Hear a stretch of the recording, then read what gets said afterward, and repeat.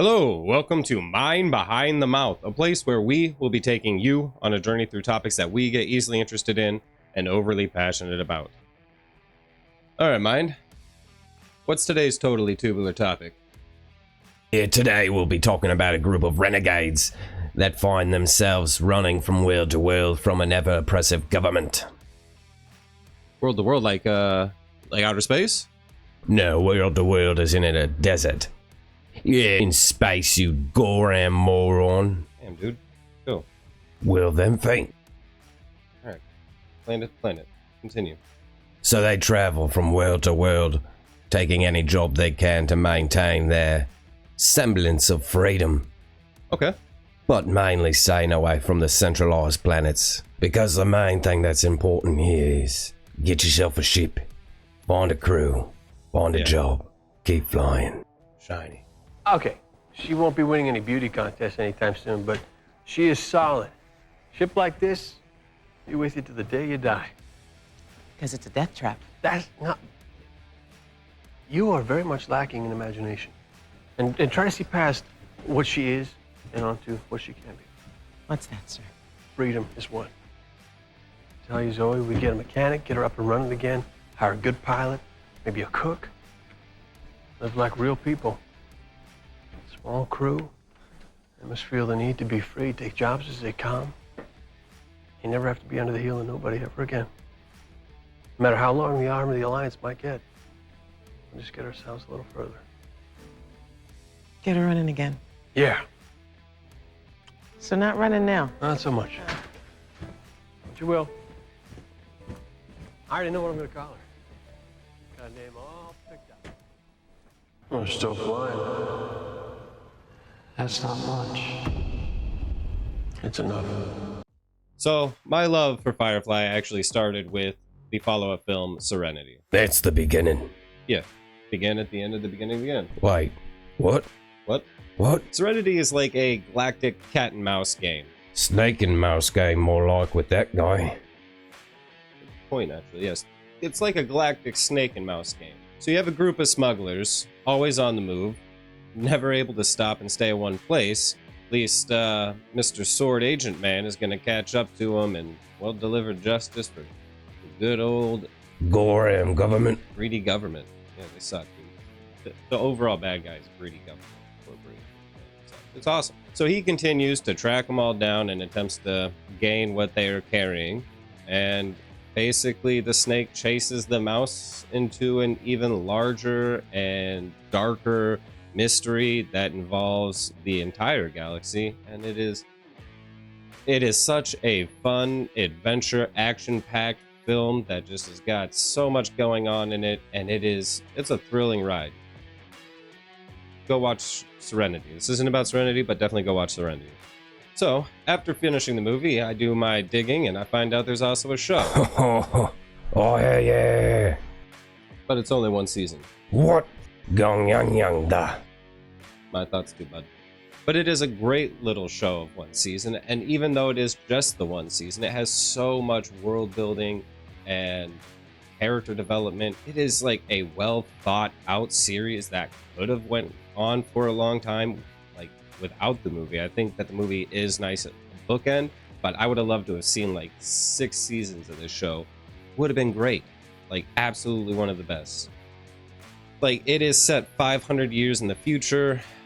Basically, the government has been able to make advancements to push out to, more planets and cultivize them and basically make it where they're habitable and have some form of living, but it's nowhere near as good as the living the closer you are to the centralized planets. So, further you get out, less resources you have, but you're still paying the full tax for all these resources. So, the outer rim planets completely just done paying for nothing because they receive virtually nothing. There's no care, no aid, just not even a thought goes out to their planet except for the amount that they bring in. So they decide that enough is enough. They're done paying for nothing and want to be their own independence essentially. It does not go well. Yeah. Unification Day was the day that got stomped out, and it is a pretty awful day and really relevant to the show. And that is where we're actually going to start our little adventure, as I'm going to take you on a little trip through one episode of Firefly. Doesn't really pertain too much to the main plot, so there won't be any spoilers or anything like that. Well, main spoilers for the main plot or anything. I think it's gonna be a fun little walkthrough, give you a taste of Firefly, so you can jump in, watch it, change your life for the better, and it's also my favorite episode. So, spoilers for the train job, and get ready for a damn good ride. So this episode opens up in a bar, and basically starts with some meathead making a toast to Unification Day, and the day they defeated all the cowardly independent browncoats. Well, our titular hero here, I think that's how you use that word. Yeah. So our titular captain here decides he wants another drink in his brown coat, heads to the counter, orders a drink, and some trouble, obviously. Now, what I love about Mel is, like, he's not obviously like the guy who's going to be able to punch his way out of every situation. Much like Indiana Jones, he has to be a little more clever in some of his fights. He can't just fight his way out. It's a little bit realistic. He's not a superhero. He is a human. So there are other humans that are better at him in certain things, like fighting.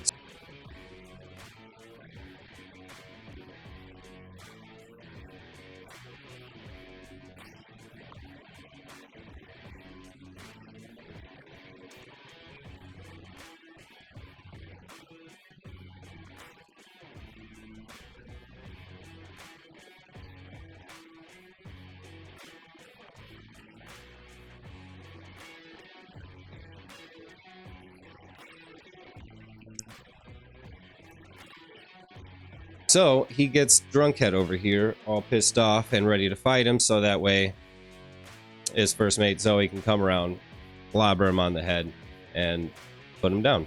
Damn good tactic. He relies on his crew because he's a good captain.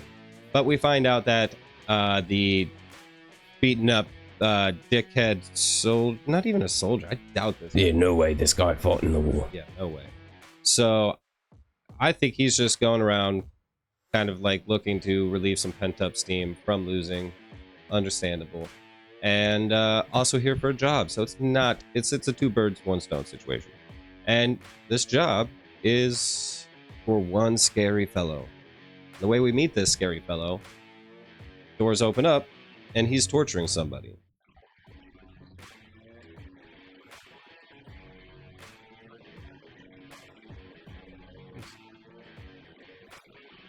Oh, yeah, so that's the type of guy that they're doing a job for, and they decide that, all right, whatever, we're not going to look at it, we just do our job, get our pay, get some gas in the ship, so that way we can keep flying. And stay free. So after taking the job, we get to see the crew kind of start formulating on how they are going to interact and how they're going to overcome their little parts of the heist.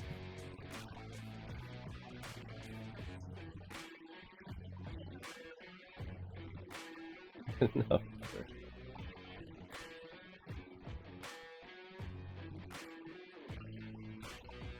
All right, hold on. I'm gonna end up keep watching this show. I just need to kind of put this off. And then so they kind of figure out how they're gonna lower the fucking cable, cinch up the goods, get on the ship, fly away, boom. Nice, damn well accomplished, and it's a good one.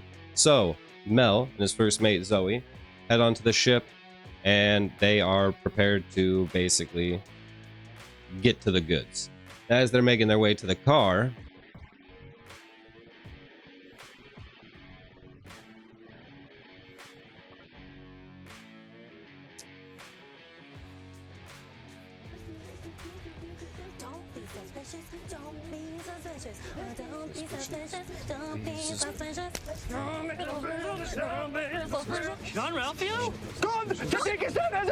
so they make their way past all these Goram guards, just hoping that they don't get busted, just trying to go to the next car. And they do make it to the next car, start hooking up the goods. And all's going according to plan. You got Jane coming down. He's helping hook up the wire. Everything's good to go. As they're lifting the cargo up out of the train, one of those soldiers comes on in and sees a heist going off. But they had smartly put up some like smoke tear gas thing at the door, so like tripwire style. So he gets filled with smoke and starts shooting all over the place. Jane gets shot in the leg. They hoist her up. Mel and Zoe stuck on the train. So they make their way back to the car. Luckily, the guard was not able to see and identify those two, so he knows that somebody stole the goods. Doesn't know if they're still on the train. He just knows goods are stolen. Didn't see who it was.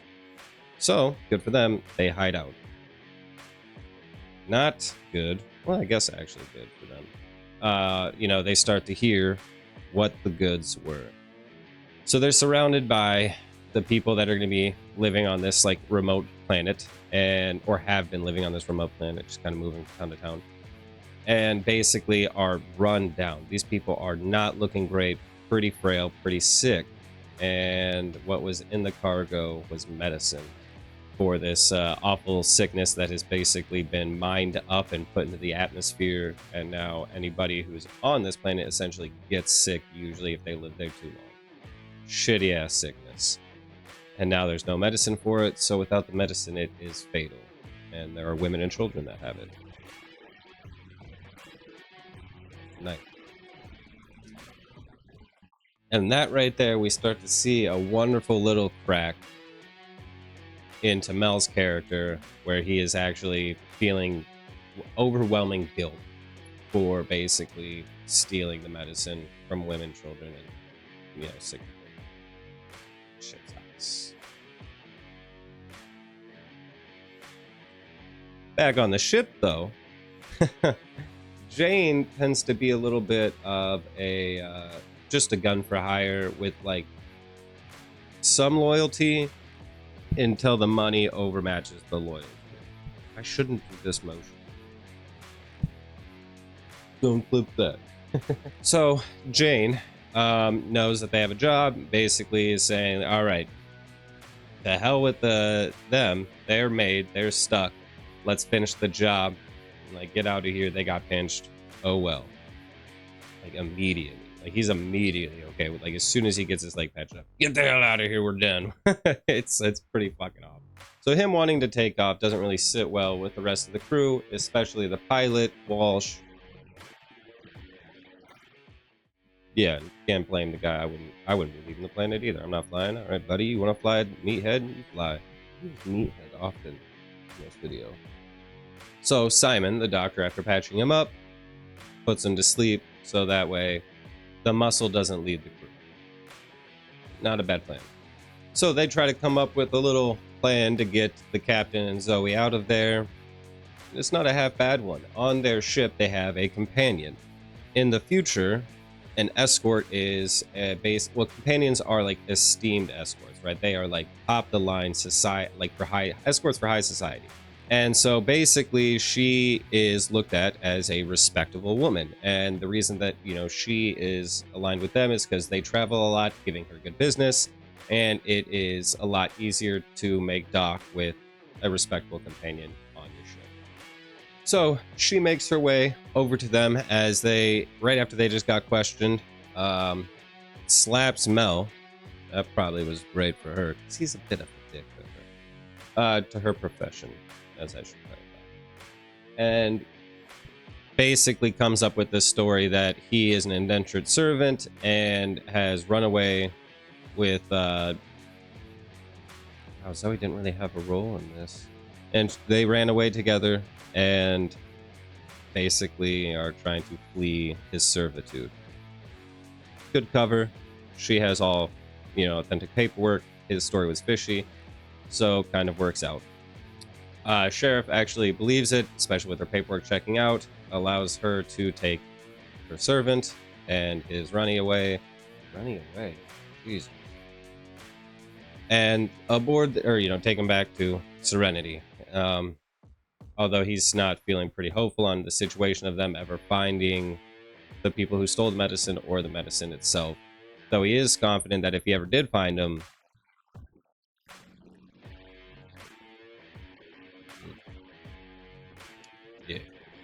frontier justice. So back on the ship, Mel says that they're gonna basically be returning the goods. They're not doing this job. And as they are talking about how they're gonna explain this to the big bad guy's henchman shows up, demanding to know why they missed the run. Mel lets them know that like they can have their money back because they're not doing the job. So once they have the upper hand on the guys, they decide to follow through on Mel's, statement that he is going to return them to their employer, money in hand.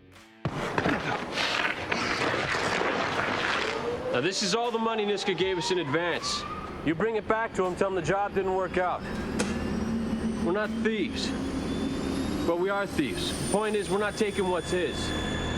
Now we'll stay out of his way as best we can from here on in. You explain that's best for everyone, okay? Keep the money. Use it to buy a funeral.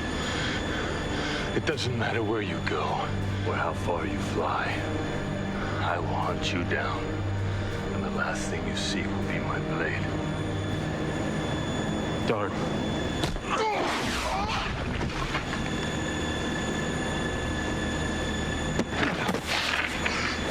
Now this is all the money Niska gave us in advance. I'm good. Let's think for everyone. I'm right there with you. So the rest of these guys are going to go ahead and take the money in hand and go on to return the money. And I'm sure that this will never come back on. So after getting that part taken care of, it's time to now return the medicine. And late at night, they find a nice spot outside of town where it should be dropped off in seclusion. And once they're a good distance away, they'll send out a little anonymous tip to the sheriff.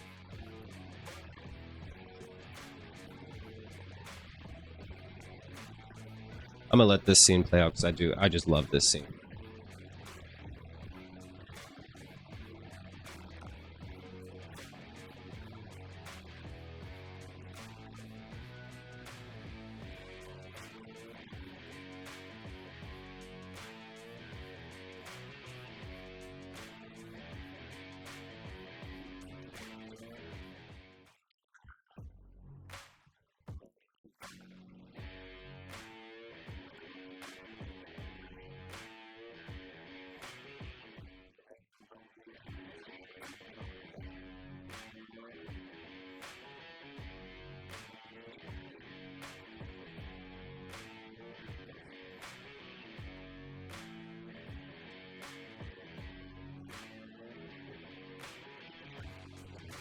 And giving you an even better look into Mel's awesome character.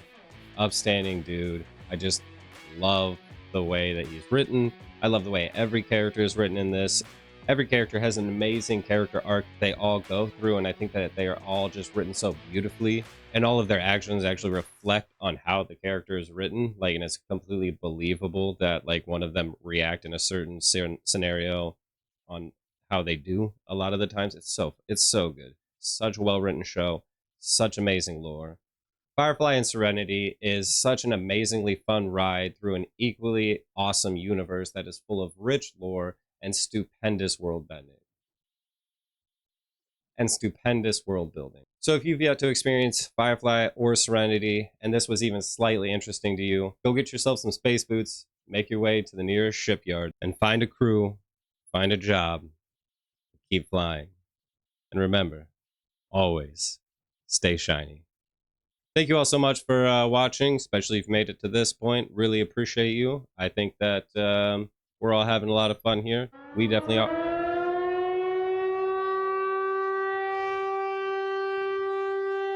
What is that? That there's the start of an invasion. What? Invasion of what? Well, the invasion of our next topic, of course. And it sounds like it's coming in quite heavy.